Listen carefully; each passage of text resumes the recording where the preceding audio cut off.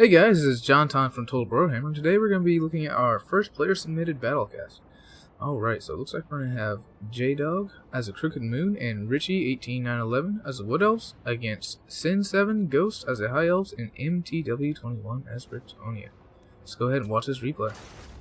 So, we can go ahead and go over some armies here. Looks like J-Dog here is going with a Vanguard deployed Goblin army. I like that, so... He's got lots of Night Goblins, Nasty Skulkers, Regiment Now, Night Goblins, Night Goblin Archers, and a bunch of Night Goblin Squidhoppers, as well as the... What's this guy called? Was that Skarsnik? Let's see here. And as you can see, he is deployed right behind our heroes here. So let's see... I think he does have Skarsnik, because... No, so he's got a Night Goblin Warboss. So that's his army. Let's go ahead and do the opponents first since we were started on him. Looks like he also has an Orc Shaman with Foot of Gore. So we got some Wild Riders for the Wood Elf player here. Looks like he's got 4 Eternal Guard, no shields, 2 Glade Riders, 1 with Hagbane Temps, 1 without. Looks like he's got Orion. Over here he's got 1, 2, 3 Treekin. And I'm supposing that's where he wants the enemy to advance. And let's see, does he have anything back here? Does he have his archers? Yes, he does. So he has 3 Deepwood Scouts back here. Or 2 Deepwood Scouts and 1 Way Watcher. So very interesting. This is going to be real tough for the good guys here. Who are good guys, I say. He's saying the replay, so we're going to consider him the good guy here. Alright, so he's got 1, 2, 3, 4 Spearmen. He's got 2 White Lions of Trace on this flank. Some Dragon Princes. Swordmasters of Hoeth in the forest here. He's got 3 archers. Another group of Swordmasters of Hoeth is Bretonian ally, has a front line mixed with 3 Battle Pilgrims in the center and 2 men-at-arms with polearms on each side. He's got 3 spare men-at-arms with shields defending his 4 peasant bowmen with fire arrows in the back here. So he also has 1 other group of men-at-arms with polearms for his lord. He has got the Fée Enchantress. He's got 1 Grelalique. He's got some Knights of the Realm over here and some Knights of the Realm over here. In the back, he's also got another group of Knights of the Realm. So let's go ahead and kick it into gear here. I have a feeling this is going to be a very chaotic battle. So let's see what they do here. So we're seeing this, and immediately they're both going to start advancing. If I saw this, I would immediately think this is a ruse. This is where he wants me to go. It's fairly obvious. Either he's going to have a bunch of archers around here, or everything's over here. Something's not right over here, so I would not advance over here. This guy, on the other hand, if I were him, I would not advance either, just because I would probably think that they're all in the forest over here, so this guy would get 2v1, but they're actually all behind him, which is another option, something you need to be aware of when you're fighting the Crooked Moon. They might go with an all-goblin army. So Bretonia's advancing on these Treekin. He's pushing out, the Wood Elf player is pushing out his Glade Riders with Hagbane Tips just to get some free fire in. Looks like he's going to be shooting at the Spearmen. Not a great choice because they have silver shields. Looks like that was probably just some accidental free fire. So what the High Elf player is doing is he's pulling back because he does not want to get engaged before his Goblin ally gets here. And at this point, it doesn't look like the High Elf player has noticed the Goblins behind him yet. And all these guys are hidden. All these guys are hidden. So, all these guys, oh man, if they get a rear charge on these guys, oh, this is going to be devastating. Has he seen it yet? Looks like he has seen it, and he's trying to respond now. He's pulling some archers up. He's pulling Swordmasters of Hoeth up. He's trying to pull some spears in. But these guys are like perfect for anti-Swordmasters of Hoeth. Swordmasters of Hoeth will win in a 1v1 fight, but if you cycle charge, as you should, look how much damage they did, and look how much damage they took. That is great. So great tactic here. Now that the goblins have hit the back line and absolutely destroyed his formation, he's popping a Foot of Gore over here, I assume, on this blob of Swordmasters of Hoeth, and now the Eternal Guard are going to advance. So over here, the Bretonia player is completely out of position. He's still got an army he doesn't know about coming from behind him. Looks like the Wood Elf player temporarily forgot his archers, so now he's moving them up. And here comes that Foot of Gore. Let's see if he gets anything. We'll go ahead and put it in. And it does some fair damage. Not the best Foot of Gore. Not sure if it was overcasted or not. But now the High Elf player is completely surrounded. And here come the line of Night Goblins, some of which are now visible. more and more being visible, and I believe this is J-Dog is going right for the heart here on these Sword Masters of Hola. So he gets a fairly good whatever that spell is called. Man, I can't remember it all right now. So it looks like all these fire arrows are shooting into these Great Riders and doing massive damage. These Knights of the Realm are charging into these Eternal Guard, which I'm going to assume are unbraced, and they're going to turn around and charge into these Night Goblins. But here come all the Wood Elf Archers. So he's still got his army way opposition. He needs to just send, like, he has 3 groups of men-at-arms with pole arms. He needs to send one of these guys to each of these guys, and then just let them take care of them, and then turn his army around to help out his ally. So he's still taking out these Glade Riders with Hagway 10, so he's doing pretty good here. And over here, looks like J-Dog kind of sacrificed all his Night Goblin Squig Hoppers, because I think he probably should have pulled them out, but he is doing a ton of damage to these Sword Masters of Hoeth. But they are getting an Apotheosis, so they are causing fear, which is going to be really helpful against these units who I believe are not. They are immune to psychology. Interesting, so that's not going to matter, but besides for the healing, that is. So the Bretonnian player still can't see all these guys. He probably knows. Now he can see them. So now he's going to be turning his army around. Looks like he's overcommitting over here. This is not the damage dealing. This is not where he wants to be. He needs to get over here. But his archers, the extreme archer fire is just destroying all his cavalry. So the high elf player over here, how's he doing? His spearmen are holding out pretty good against the Eternal Guard. The Eternal Guard will win, I think. Maybe not, since these aren't the shielded versions. It's like the Wild Riders got in here and were absolutely destroyed by all the spearmen. And the White Lions of Trace are doing fairly well against the Eternal Guard as well.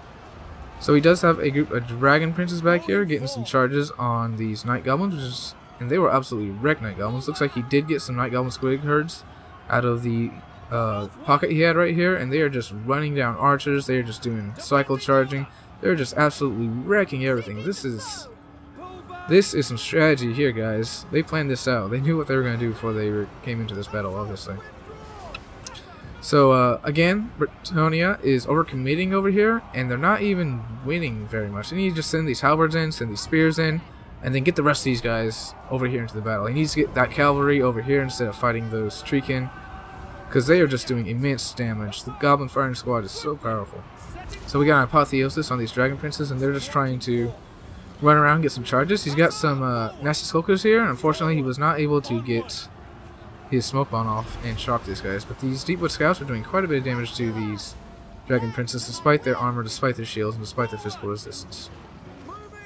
So over here, it looks like the Wood Elves are coming out on top in pretty much every battle. Okay, so the High Elves did win over here. Now he's coming to do some cycle charging over here, and he might be able to break this pocket and get these little groups of White Lions and Trace and these Sword Masters of Hoeth free so that they can start engaging over here. Because they will absolutely destroy goblins. And we got a Gehenna's Golden Hounds, or no, that's Ryan's Bound spell. I don't remember what it's called, but yeah, Ryan's Bound spells are going off over here. He does spread out and completely miss those, so that's good for him. Over here, Bretonnia is just being wiped out. These Night Goblin Squig Hoppers will absolutely wreck these battle pilgrims on the charge. Not to mention all these archers. They are lily armored, though they do have a bronze shield, which gives them, I believe, a 35% missile block chance from the front. And yes, alright. So, let's see what he's doing. He's finally getting these tree cannon. He's finally got these guys over here.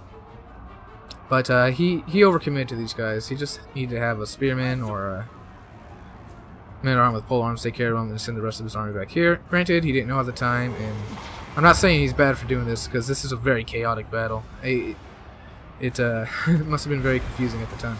So we got a smoke bomb going off here, just for the heck of it. Why not? And it looks like the High Elf player is reforming over here. So I don't think this is a great idea. He needs to get over here and help his ally, especially since he can come from the back. But now the Wood Elf player is coming over here and using the rest of his ammunition on the High Elf player. And he's going to be shooting at his Lord here. So his Lord is indeed Tyrion. Does Tyrion have a shield? He does not. So most of those shots are going to be fully effective, besides for the armor mitigation. We have some fire arrows coming in on these Weighted Watchers, but these guys are almost out of ammo, so...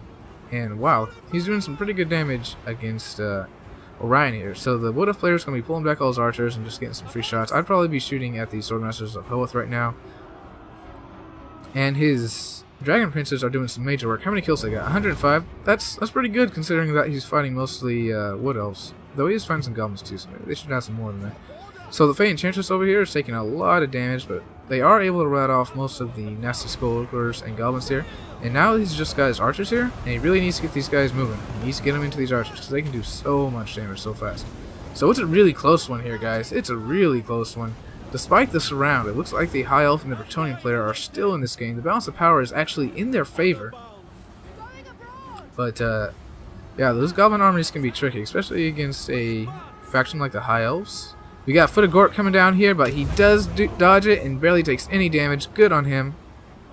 And it looks like that it might actually be a victory for Bretonnia and the High Elves. Very impressive, very impressive. I'm going to go ahead and say it's going to swing that way. Yes, here we go. So these guys are out of ammo. And we do get an army shatter there. So very impressive. That was a very good game. Really glad you sent that to me. Yeah, very good. So what's left on the field here? We got some unbreakable goblins. Oh, okay. So who's this? Orion. Orion is unbreakable. So let's watch Orion's final stand here. If I cannot clip through the ground. Yes. Fight them, Orion. Fight them. So we got Orion here fighting some Swordmasters of Hoeth and some Spearmen. I do believe Orion counts as large, so these Spearmen should be pretty good against him. Someone correct me if he's not counted as large, but, you know, he's twice the size of these elves, so maybe he should be if he's not. Got some Dragon Princes coming in. It doesn't look like they got that great of a charge, but at this point the writing's on the wall and it is indeed over. And he does indeed fall. Alright, so let's look at the replay here. So thanks for that replay, Ghost. Let's see. Tyrion got 36 kills, so not using to maximum effectiveness. I would have saved that Sunfang for a group of goblins. Then you would have got hundreds of kills and instantly wiped out some units. But granted, at that point, I don't think you had seen the goblins of JDog yet, so that's alright. Spearman did a pretty good job at holding that line. He really got into what I think you should have done here is once you saw that all those Night Goblin Squig Hoppers were coming, you should have just pulled your Swordmasters of Hoeth and your White Lines of Trace toward the Wood Elf player and pulled all your Spearmen toward all the Squig Hoppers. Like I said, it's a very chaotic battle, so it was hard to do, so no shame that you did not do that. Alright, so you did a good job with the Dragon Princes. They really helped turn the battle around. Look at them, 3 chevrons. I don't know if you had any chevrons on them at the beginning, but 140 kills on elves and goblins, so that's pretty good. I'm going to assume most of that was on elves, meaning that he got 3 chevrons. The archers weren't able to get much work done, and this group of Swordmasters of Hoeth got absolutely destroyed by all these Night Goblin Squig Hoppers, which did really, really good. 70 kills, 93 kills, 76 kills, 23, 37. Really good here. So, let's go ahead and look at MTW, your ally. Like I said, he probably should have just peeled off these 3-man arms to deal with those, what are they called? Those Treekin. Then had the rest of his army turn around to face the Goblin threat once he saw that they were there. As for the Wood Elf player, a General Guard without shields is an interesting choice in this matchup because the High Elves are known for their archers. So are the Wood Elves, but the Bretonnians don't have terrible archers either. So I would have brought the ones with shields. He tried to go a little bit wider. Let's see. Weight Watchers, 69 kills. Gotta love it with that 1 rank. His Wild Riders didn't do well, and his Blade Guards, Blade Riders, with and without Hagbane tips, were mismanaged. And so the Treekin bait worked, but there just wasn't enough on the Bretonnian side to really surround them and take them out all at once. The Bretonnian was really able to just destroy the small armies that were sent to him. And at that point he was able... Now they did do a massive amount of damage. I mean, these Treekin didn't, obviously. But the goblins that came in from behind, that is, did a lot of damage. So these Night Goblins, I believe the Nasty Skulkers were over there. So yeah, they did quite a bit of damage to the Bretonnian army. Unfortunately, they were not able to take out that High Elf army, though. I mean, that High Elf leadership is just fantastic, and they just not give up. Tyrion and the Dragon Princes were in pretty good health by the end of the battle. Look at these Swordmasters of Hoeth over here with 138 kills. A lot of those were probably goblins, being that they only got 1 XP rank. But yeah, a really good battle, guys. Very entertaining to watch, and I thank you for sending it in. If anyone wants to send more replays into me, you can send it to totalbrohammer@gmail.com. and I'm looking forward to y'all's replays. Thanks, guys. This is JonTaun for Total Brohammer, signing out.